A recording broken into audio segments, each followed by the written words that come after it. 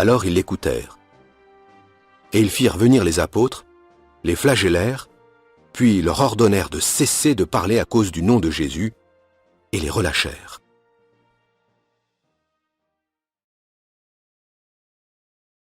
Les chrétiens du 1er siècle se laissaient-ils décourager par le point de vue négatif que leurs opposants avaient sur eux, au point d'arrêter de servir Jéhovah? Non. Par exemple, les apôtres Pierre et Jean savaient que, s'ils étaient persécutés, c'était parce qu'ils suivaient Jésus et faisaient connaître ses enseignements. Ils considéraient donc la persécution comme un honneur. Les disciples n'avaient aucune raison d'avoir honte.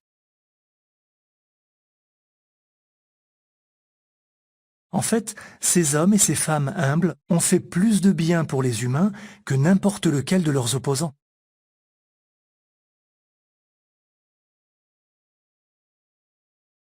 Par exemple, les livres de la Bible que certains d'entre eux ont écrits sous l'inspiration de Dieu continuent d'apporter de l'aide et de l'espoir à des millions de personnes.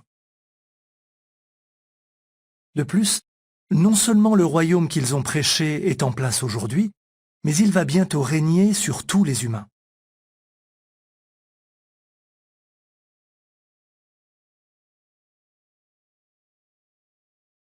Ces chrétiens fidèles sont maintenant rois au ciel, alors que le puissant empire romain qui les persécutait a, lui, disparu depuis bien longtemps.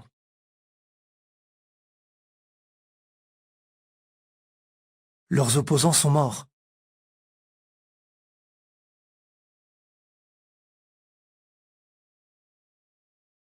Et s'ils sont un jour ressuscités, ils seront dirigés par le royaume que prêchaient ces chrétiens, pour qui ils avaient tant de haine.